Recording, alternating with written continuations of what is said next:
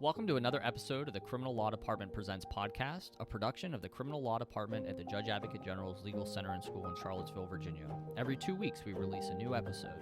Today, we're going to have a conversation about a recent opinion from the Court of Appeals for the Armed Forces. Please note that these episodes may contain facts and circumstances surrounding criminal trials. Listener discretion is advised. All rise! Hear ye, hear ye, hear ye. The Honorable United States Court of Appeals of the Armed Forces is now open and in session. God save the United States of America and this honorable. Hello, and welcome to another episode of the Criminal Law Department Presents CAAF Chats. I'm Lieutenant Colonel David Seagraves, United States Marine Corps, and with me I have Major Dustin Morgan. We have a special guest today. Why don't you introduce yourself, too? I'm Caitlin Harder. I'm a rising 2L at the University of Virginia School of Law. So this feels a little bit better, where we're back to our normal roles in this podcast. So what are we talking about today? Today we're going to talk about United States versus Airman First Class Christopher Cole, United States Air Force. It was argued on December 6, 2023, and decided on June 6, 2024.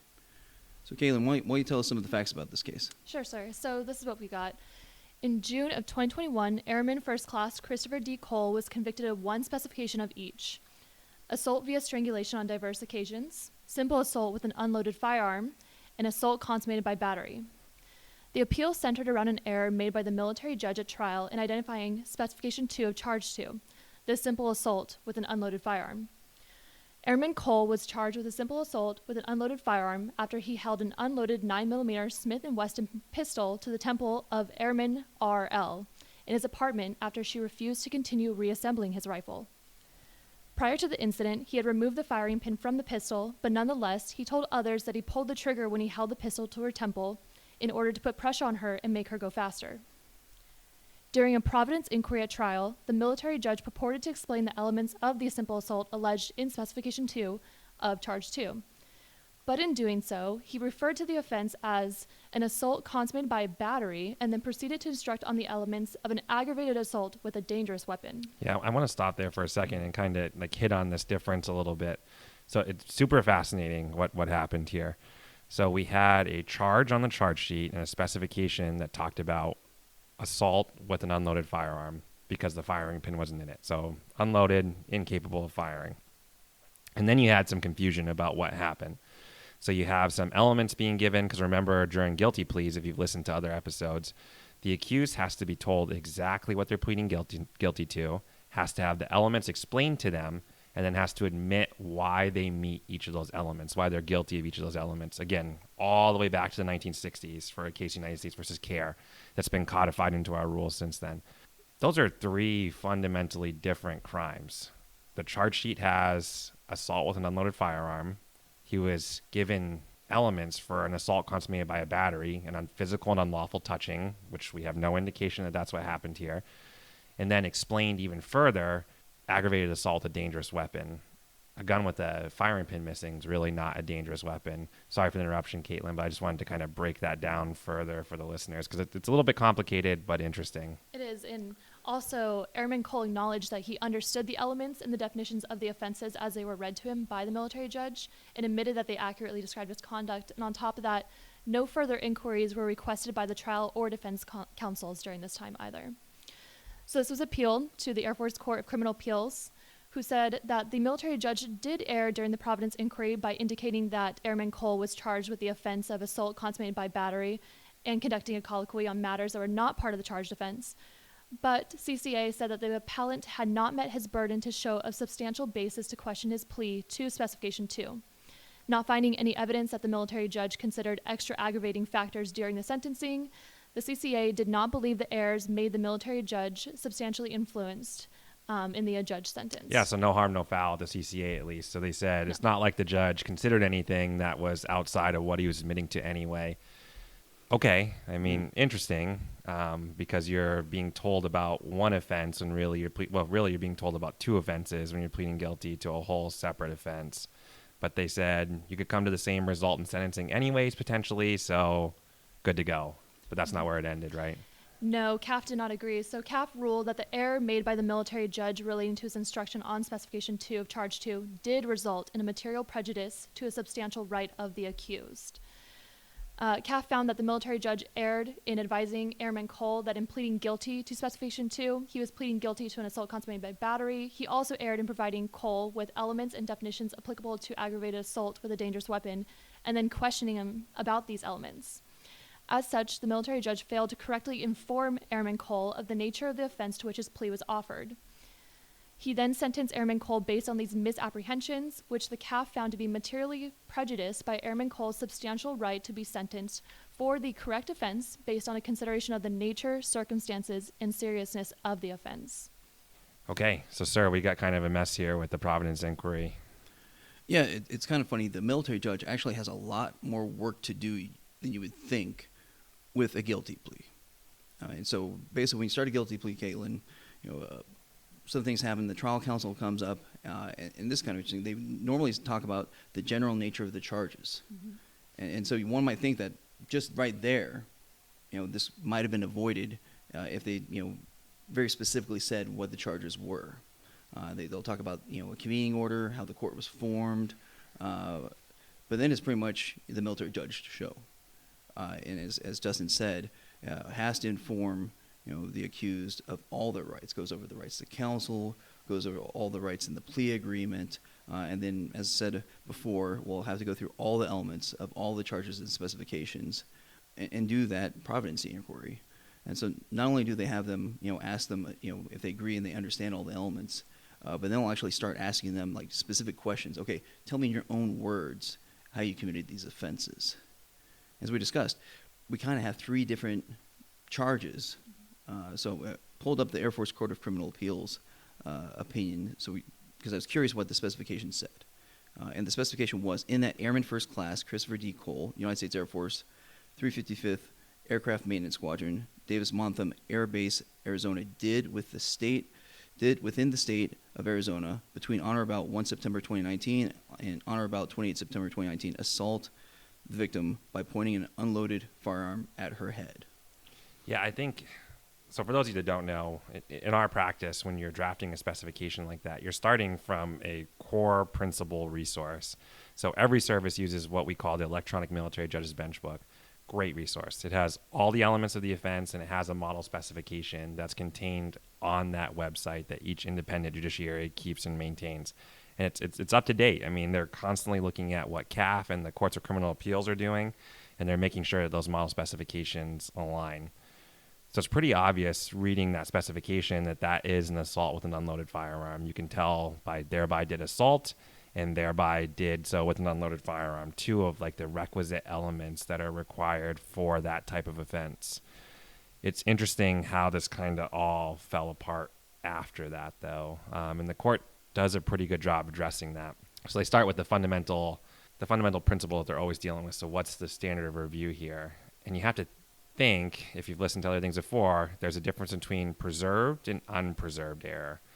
And you always have to be concerned at that, because maybe you're in waiver land if you're not careful and you're not preserving something that you have to statutorily or by the rules preserve, or else it's just waived.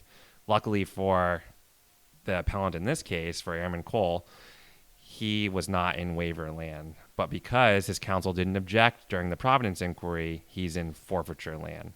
So as with forfeiture, we know from previous episodes and from previous cases, you have a higher burden to show here, mainly that the error was clear and obvious, and that your substantial right of the accused was materially prejudiced. So showing those 2 things in appeal can be difficult in some circumstances, and that may explain a little bit why the CCA did not overturn his conviction on first review. So then they go through and they determine, is this plain and obvious error? And they say yes. I mean, 1, because of how clear the specification is in saying unloaded firearm, and 2, because those elements are just fundamentally different. They're talking about 2 or maybe arguably 3 just fundamentally different crimes here. And they say that's pretty plainly obvious to any practitioner practicing in this criminal law, military justice realm. So because of that, they go next to prejudice. And again, pretty easy to determine if you're not advised of what the crime is that you're pleading guilty to. There's a obvious way to examine that. Like, do you truly understand the nature of what you're pleading guilty to? If not, you just can't plead guilty in our system. Bottom line, you have to tell the judge that you not only understand what you're being charged with, but you have to be able to explain to him or her why you're guilty. And you can't do that if you're advised of the wrong crime. So just an interesting way to get here for that. Interesting way to think about what the obligation of each of these parties are when there's a guilty plea going on, and a good example how you have to be on your game even in a guilty plea in the military justice system. Think I missed anything on that, sir? No, I mean, it's pretty much straight up what happened. And as I said, normally the military judge is presumed to know the law and apply it correctly. But here we have evidence on the record that mistakes were made. And so since we don't know that he was sentenced for the right crime, there's definitely questions about that. The safest way to preserve his rights is just to resentence. Yeah, just go back and do it again. He'll have to plead guilty again if he so chooses to. I mean, that's his right, obviously. But they'll have to make sure that he completely understands the nature of the offense to which he's pleading guilty. There's some questions about the unloaded firearm even being a dangerous weapon. He agreed to it, Right. But there's a question of whether it really was. Yeah, I mean, if you look in the bench book and you look in the definitions of what dangerous weapon is, it says by its nature and use becomes a dangerous weapon. Like, I think that's a legitimate question. If by its nature a gun with a firing pin missing is a dangerous weapon, I mean, it's a good argument unless you're using it like a club. Probably not, because it can't fire and do the job for which it was made. So we'll have to see how they resort that out on remand if they choose to do so. So we have segmented sentencing in courts martial currently. And so from the sentence, we saw that, of the 3 specifications, 2 of them got maxed out of the 6 months that were allowed per the deal, and then we had 2 months on the third one. And this one in question was one of the specifications where they maxed out his confinement per the deal for 6 months. And so part of the question is, okay, how do we know if he wasn't sentenced for the aggravated assault? Because, again, the questions were asked about it versus the simple assault with an unloaded firearm. And since we don't know, as I said, go back and do it again. Yeah, because they are fundamentally different crimes by their nature. Just thinking about it logically, they're just different because you have something that's incapable of inflicting death, really, or you have something that's not. And that's a pretty different set of offenses when you go back and think about it. So, Dustin, I think now we come to the part where we always ask, how does this help, or how can the fleet or the field use this case? I think this is a great case that shows what you have to do to prep for a guilty plea by all 3 parties. So trial counsel, defense counsel, military judge. The takeaway is the same for all 3 of them. That's to start with the bench book. You need to make sure that you understand the nature of what the accused is pleading guilty to. The only way to really go and do that is look at the charge sheet, make sure you have the right charge and specification, make sure that you understand what the elements of the offense are, and then for those of you that are trial counsel and defense counsel, hold the judge to those actual elements and make sure that they're meeting all of them. I know in the Army, at least the practice is for the judge after they're done to look at both counsel and say, do you believe any further inquiry is required, counsel? It is okay to get up and say, yes, Your Honor, I do. Specifically, I think you need to ask more questions about this element. Or in a case like this, if you fundamentally think that the judge is advising on the wrong type of crime, to stand up and say, Your Honor, the government and the defense are having a different understanding of what the accused is pleading guilty to. This is what we think the accused is pleading guilty to, and clarify that before going forward. Because ultimately, if you don't do that, you find yourself in a position like this where you're just borrowing the conviction for a little bit, and then you have to go back and do it all over again. That's not a great position to be in. So, Caitlin, as I said, all 3 individuals, all 3 parties, defense, the trial counsel, the military judge, all have a role here. So many times, when you get to a guilty plea, if you're a trial counsel, you almost do a little bit of victor dance. Okay, we got it. We're going to get this plea. I have about a page worth of script to read, and I can kind of sit back. But you really can't. You still need to have that conviction to make sure it is sustained. So if you hear something different, something weird, like dangerous weapon, wait a second. Ask for that reason. Ask for the 39 well, you're already in a 39 session, but just ask the question. There's nothing wrong with asking that question. Your Honor, why are you advising on this? Same thing with defense. I mean, Dustin and I have both been defense counsel, and part of it, getting ready for a guilty plea, you pretty much built the guilty plea script yourself. Again, we all use the electronic bench book. So, part of our job as defense counsel is making sure our client understands the elements beforehand, that they can, plead guilty providently, and they actually did the crime. So again, making sure you're prepared as well there. And don't get me wrong, the plea agreement seems like a pretty decent deal. And so as a defense counsel, you really want to help your guy get across the finish line and get the benefit of that bargain. But you have to make sure it's done right. And for the military judge, should anyone go be assuming the bench anywhere, I think that person, me, would make sure to ask those questions as well. There can be some pride issues where okay, I'm going to be senior to those people most likely, but still, there's nothing wrong with asking some questions, making sure that we're all on the same page. Yeah, so interesting case, good lessons for the field. Before we go, Caitlin, why don't you tell us a little bit what you're doing here this summer with us? Sure, sir. So I'm an extern here at the schoolhouse. Like I said, I'm from Virginia Law, so I'm just right next door.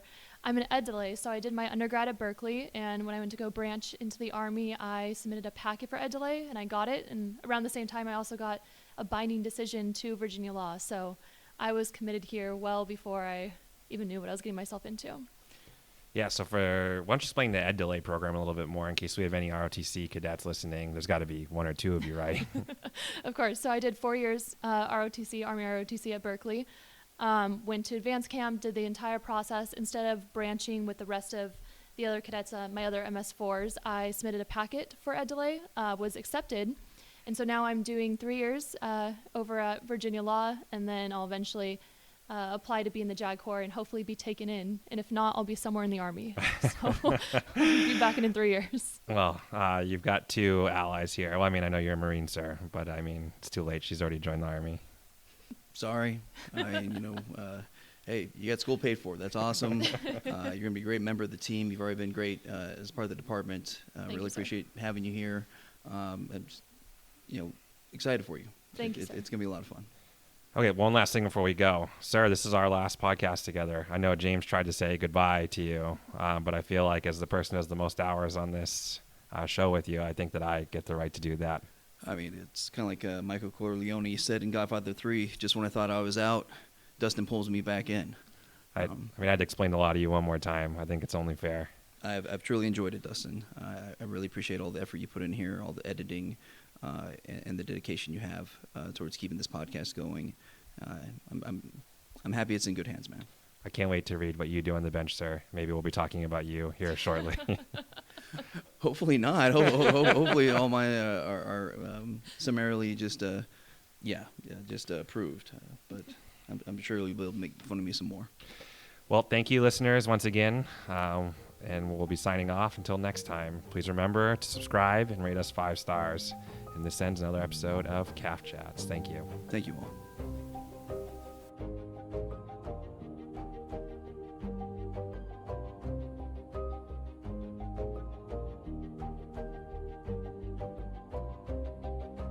Thanks for joining us today for another episode of the Criminal Law Department Presents podcast. If anything you heard sparked a thought, we'd love to connect with you. Your comments help us create better future content for the field or the fleet.